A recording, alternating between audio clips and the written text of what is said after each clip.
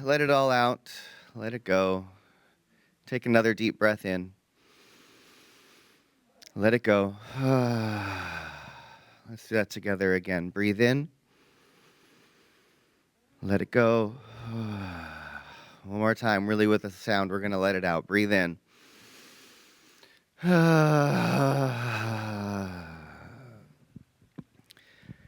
tell you, friends, we're going to get our deep breaths in when we're together. There's a lot that might take our breath away during the week. We're going to get it back on Sunday. If you don't know me, I'm Reverend Elisha Christopher. I'm the spiritual director here at the Center for Spiritual Living. I do use they and them pronouns, and my ancestors came to this country on my mother's side from Holland and Austria, and on my father's side from Ireland and Scotland. And part of the reason we share this is, again, I'm saying this every week, is to remind us that the United States, as we know it, has always been a nation of immigrants. All of us, all of our ancestors came here, not to disacknowledge the fact that this continent has not always been a nation of immigrants. There are people who were here before us, and we acknowledge the Yamamutsun and the indigenous people as well.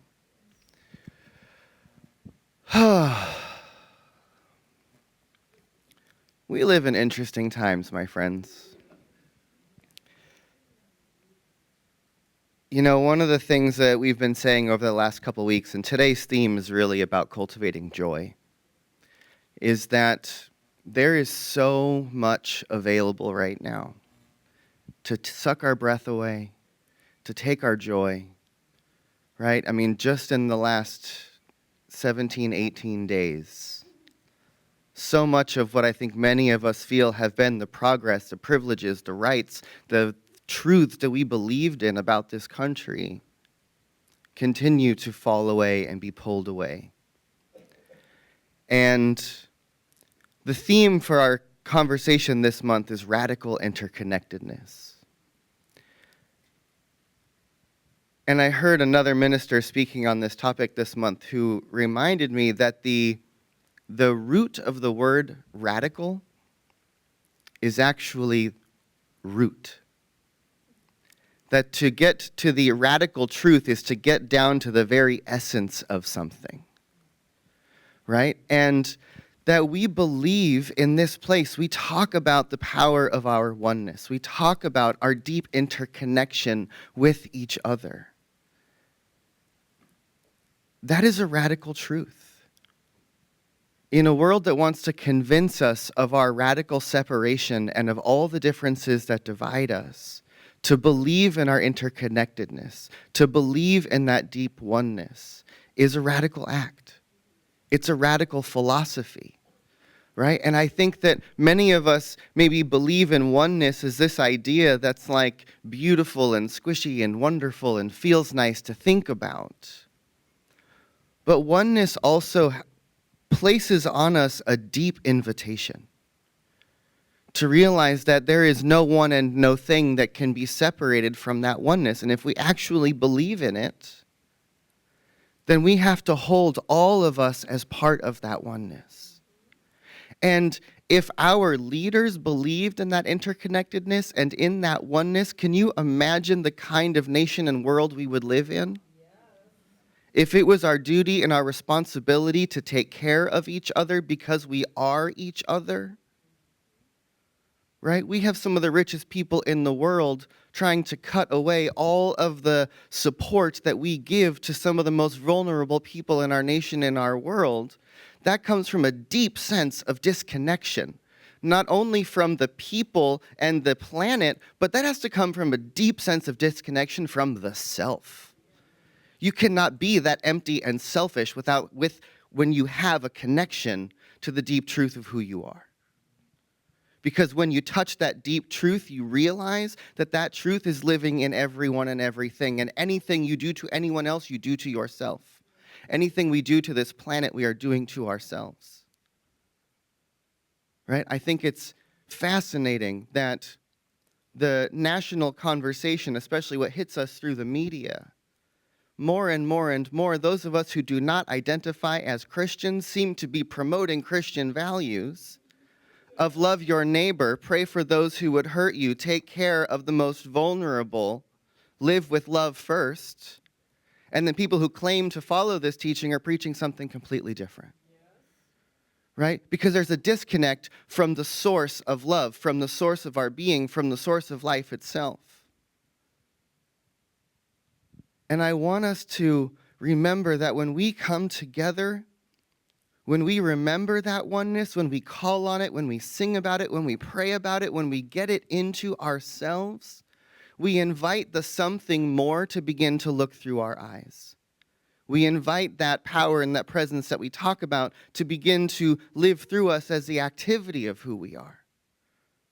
Right? Last week I talked a little bit about Marcus Garvey and his exposure to the New Thought movement, and how he was the founder, in many people's eyes, one of the founders and the originators of the civil rights movement. Because he saw, he taught, he reminded people around him that there's an innate presence within you and that there's no power outside of you, no system outside of you that can take that power away. Right? And as we move through Black History Month, I want us to just remember, right? We can look to the people who came before us. We can look to the people who rose out of slavery. We can look to the civil rights movement. We can look to the people who in this nation who have given us the example of what it means to claim your truth and your power and your identity, regardless of how big the systems that oppress you seem to be. Right? There's a lot outside of us to fear, but if we can contact that thing within ourselves that tells us the truth of who we are, there is nothing and no one that can take that away. And that our job is to contact that place within us that brings us that sense of joy, that brings us that sense of power, that brings us that sense of aliveness, so that we be the place where that happens. Right? And when we have tyrannical powers rising up, they feed off of fear. If we are joyous, if we are gathered together, if we are supporting each other, if we are lifting each other up, those powers cannot overtake us. And that's why I keep saying we're going to come into this place and we're going to cultivate joy. We're going to continue to organize as a community. We're going to continue to speak the truth. No matter what powers tell us that if you talk about these things, if you bring up these issues, we're going to start to take blah, blah, blah, blah, blah. Right? But we're going to claim what it is that we are speaking for, what it is that we believe in, and we're going to keep speaking it louder and prouder. Right? I read something this week that was just a lovely comment that was, for folks who are fighting against DEI in the world, I would require you and ask that you say each of those words out loud when you're saying you're against these things. Is it diversity you don't like? Is it inclusion? Is it equity? Let's add justice and belonging to that. Which one of those words are a trigger for you? Say it out loud. Claim it. Own it. If that's your truth, speak it. Don't abbreviate it. Don't wash it away. Right? And I tell all of us when we listen to the powers that are making these laws and shifting things, when they say they want to get rid of all things woke in the government, remember that woke means awaken to the suffering of others. That woke means compassionate thinking about how we deal with each other. So anytime you someone say that they want to get rid of anything woke in this world, remember what they're saying is we want to get rid of anything compassionate. So we're going to cultivate that compassion here. We're going to find that power within ourselves, that joy within ourselves, so that we can be the examples, we can be the light, we can be the voice where it is needed. We cannot cower before false powers that are propped up trying to keep us afraid. Because the true power that lives within us is greater than anything.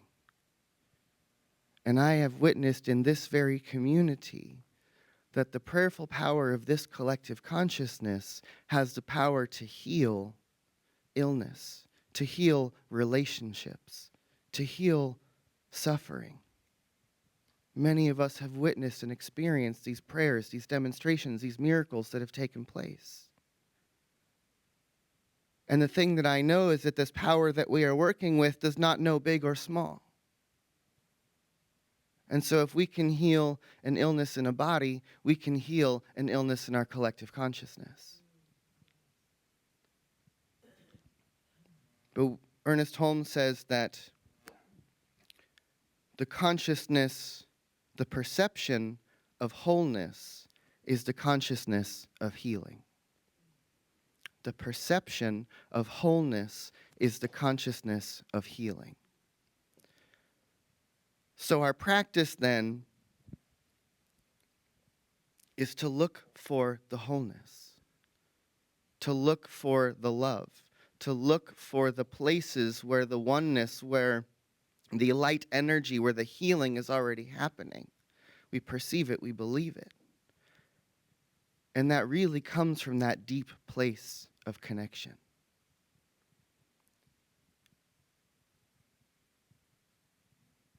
And so I want us to take a moment to just drop in to that deep place of our interconnectedness. So if you will, take a deep breath in.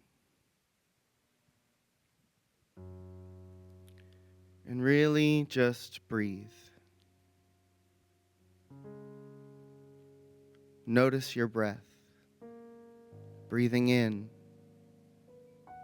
and breathing out. Don't control it. Just notice it. The breathing in and the breathing out. As you observe that breath,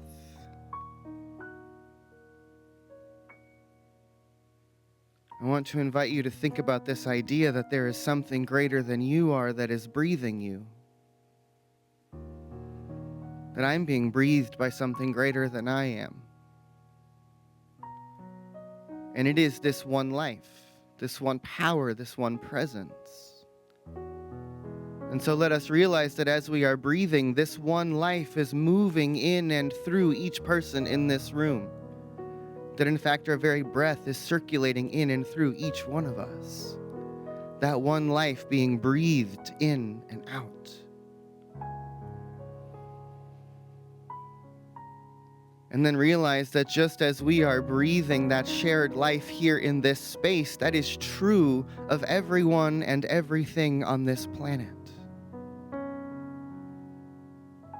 I want us to breathe deeper into a space where we realize that not only are we one with each person that is here and all people, but think of those people right now who you see as causing harm. The perpetuators of the fear that we see.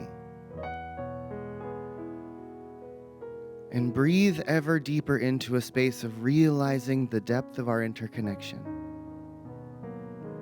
That we have to begin to be the ones to choose to see that we are one. To begin to invite the healing into our hearts, to begin to remain open.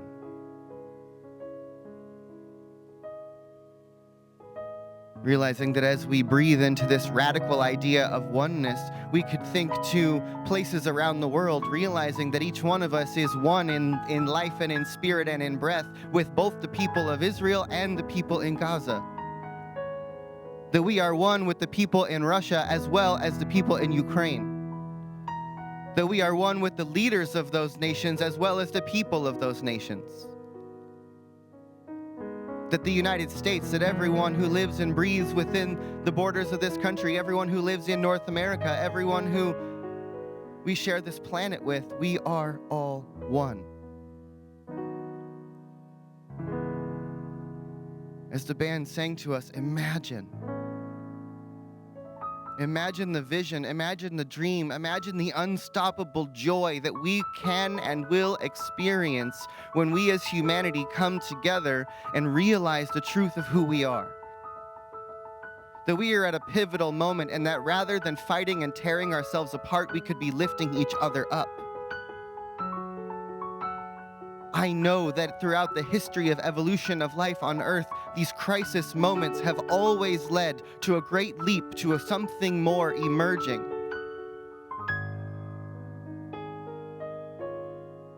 And so I want us to feel the depth of our connection today.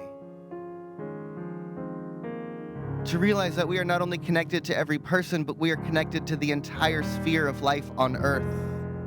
to every plant, to every animal, to the oceans, to the air. For it is the very rivers that are running through our veins. We are one. And so I want us to be a people who walk in the world with this powerful oneness shining through us. Because in a world where there is so much fear, where there is so much confusion, what people need around us is to see the love shining through our eyes. It's to hear the truth being spoken through our mouths. It's to see the action and the activity of love happening as our very choices in our lives. But that can only come from a place of being deeply steeped in the truth of who we are. So we remember, we call upon it. And so I just speak a word once more for each one of us here in this space today.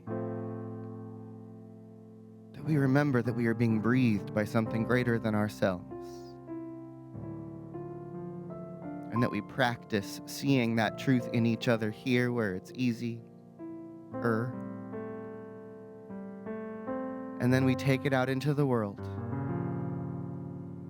carrying a dream, carrying a vision of what's possible, realizing that each one of our hearts, our minds, our dreams, our imagining are seeds of potential.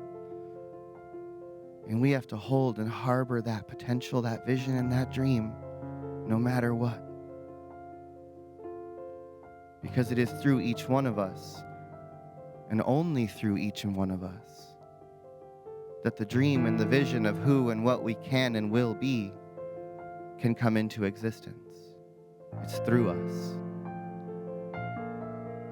So in gratitude, I just bless this time, I bless this practice, I bless these words, lifting and inviting each one of us to live with unstoppable joy and remember the truth of who we are above all things. And so for that, I will just declare it to be. And so it is.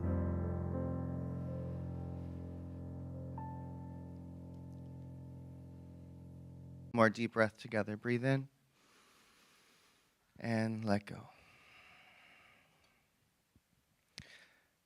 So if you don't know me, I'm Reverend Elisha Christopher. I do use they and them pronouns.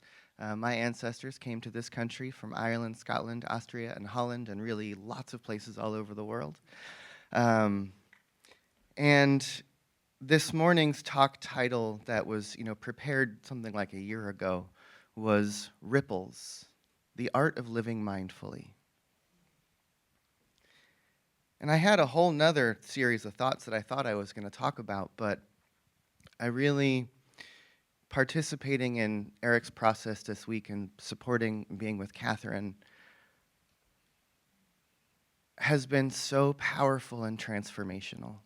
And I've gotten to know Eric pretty deeply over the last 3+ years. We would sit together and have these conversations. And when I think about this title, Ripples, the Art of Living Mindfully, it immediately brings me to Eric. Because Eric was someone who truly lived mindfully. And I've been thinking over the last couple weeks really, that in my spiritual quest, becoming a minister and taking classes and all the various things that I've studied, much of what I've studied is the great mystics throughout the ages. The people who found the oneness, the people who truly found the love and lived in it and then taught others how to live that way. And what I've realized in the last 7 months specifically since Eric stepped into the hospice process is that I got to know a great mystic. I got to know and watch as this individual found the absolute preciousness that is the gift of life, that is available in every single moment. And keep going back to a conversation we had a number of months ago where I have to back up about 3 years before that, actually. Because there was a conversation I remember very clearly where Eric and I were talking, and he was speaking about this desire to truly live in the present moment, to fully feel the gratitude of the love of his wife, of his dogs, of the life that he's lived, of just the preciousness of his experience.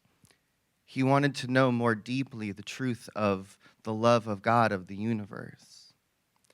And then this cancer diagnosis and the metastatic process, and it began to work his body, and he accepted where this was leading.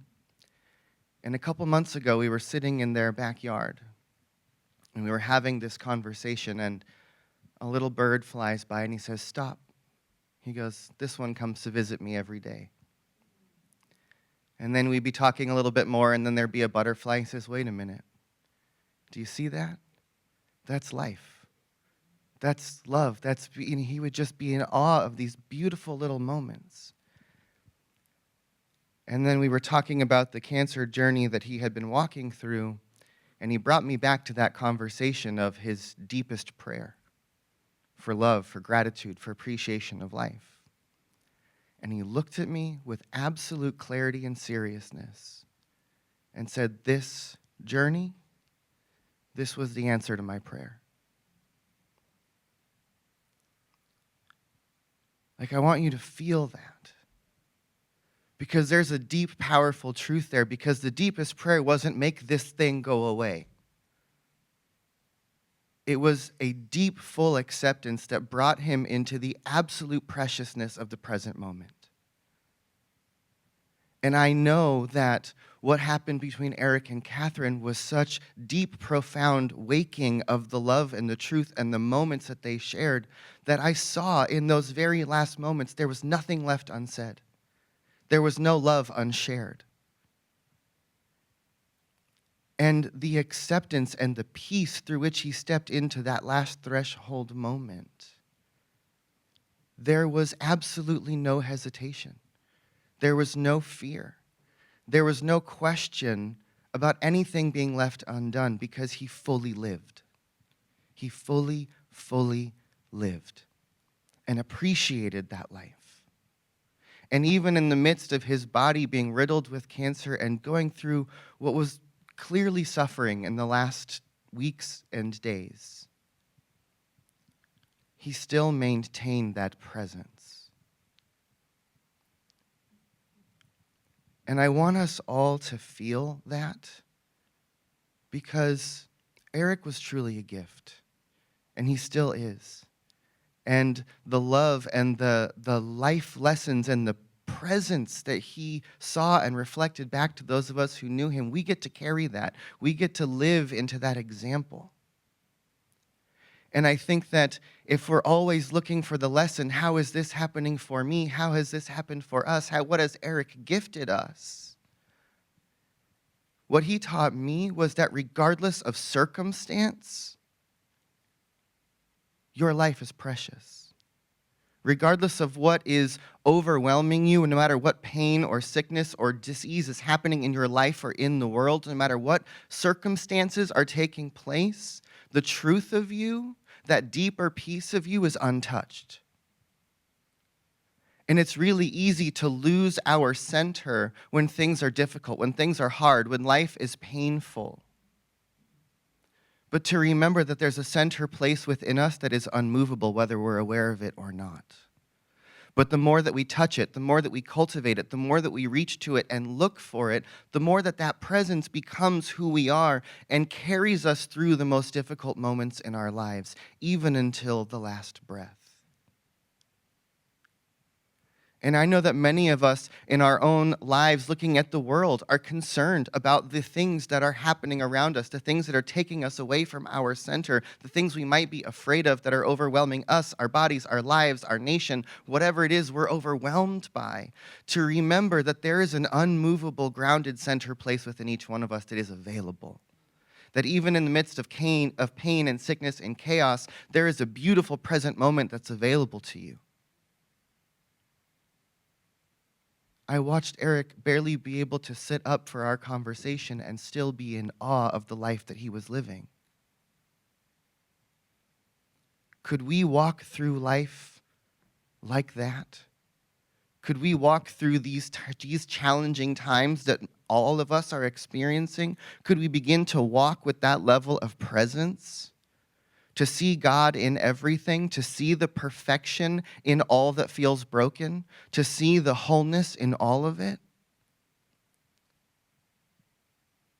You know, I remember in my practitioner studies like 10, 15 years ago, when you're studying to be a practitioner of the science of mind teaching, to hold this truth of wholeness, there's a question on one of the class coursework that we do that says, if you're praying for someone who has cancer and they die, could it be that the healing still happened?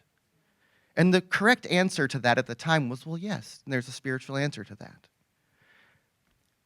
I've been teaching this idea of it's all perfect, whole, and complete, even when it doesn't look that way, for 20 years. And only in the last year or so have I really truly begun to know on a deep soul level what that means. Many of you watched as I walked through the journey of my friend Firefly, who was in an accident a number of years ago and had a process that led to her transition. Before her accident, her greatest prayer, her project, the thing that she was claiming, was that she was here in this world to teach others about the preciousness that is the gift of life. And then everyone she knew and everyone that they knew watched this family go through this process for 2 years before she made her transition after being in a coma. Every single person she knew tasted that truth of the preciousness that is the gift of life.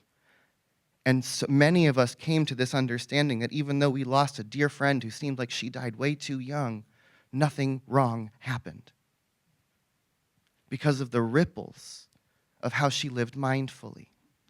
Because of the ripples of Eric's life, I can see the perfection in his experience and how it's changing me, how I'm watching it change Catherine, how I know it's rippling through many of us in this community of how we want to be, of how we want to live, of how we want to show up in the world. And if nothing else, to just believe in the preciousness that is the gift of life. And begin to wake up and walk through the world every single day as if we truly remember that the life we've been given is truly precious.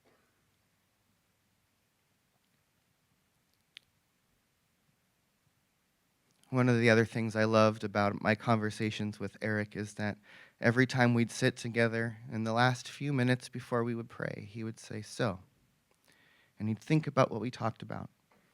And then he'd pick the one thing or two things out of our hour-long conversation that he could use, that he would work on, that he would think about, that he would practice. And so I want to invite you into that very same sort of mindfulness, to just think about what's one thing that you've heard today so far. From what I've said, from the prayer, from the music. When you come into this place on Sunday morning, if there's one thing that you can walk away with, that you can then begin to practice, to walk with, to be in a different way, and then watch how that thing changes you. Because this thing about spiritual practice, this thing about mindfulness, it's about being on purpose. And if we're just coming in passively and receiving and getting something that feels good and then walk back out and then go back to our regular patterns, we're not changing. But one of the things that Eric taught me is to listen and then choose that one thing that you can really hold. And hold it until it becomes you, until it is how you are. And then begin to listen and learn for the next thing that's calling you to be. And keep following that.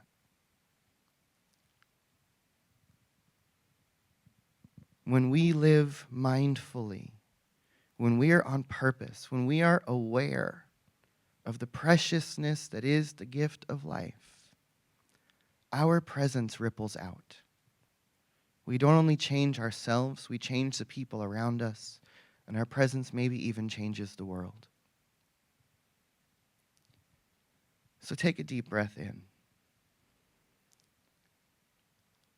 And let's drop into a deeper space of prayer together.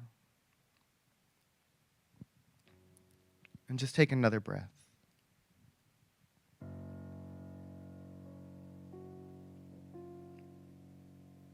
And so as we breathe, as always, I want to remind each one of us that there is something greater than we are that is breathing us.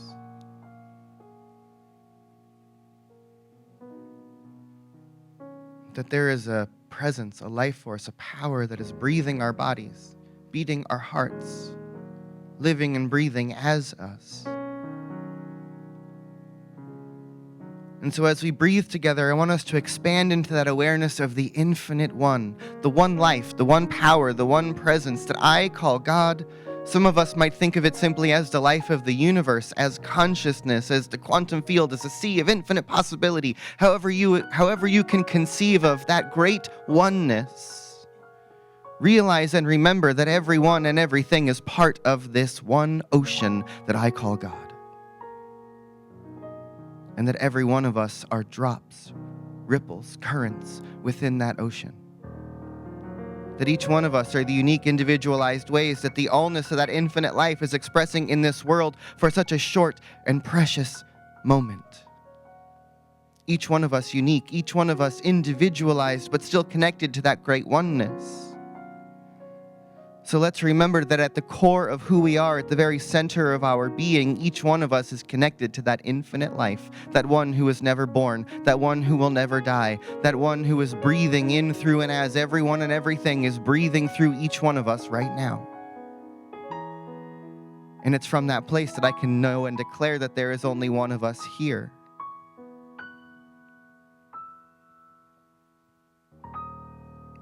And so we breathe a little deeper, bringing our awareness today to the preciousness that is this gift called life. The precious moments we have to appreciate each other, to be in the love, to learn how to love, to learn how to be present, to appreciate the butterflies and the hummingbirds, to appreciate the breeze, to appreciate the love that we share, to appreciate community, to appreciate family. To take a moment and let all that chaos, all the pain, all that swirls around us fall away so that we can just be here in this precious present moment. We're here, we are bathing in the love of each other. We allow the ripples of Eric's life to wash through each one of us to remind us of that preciousness. The gift.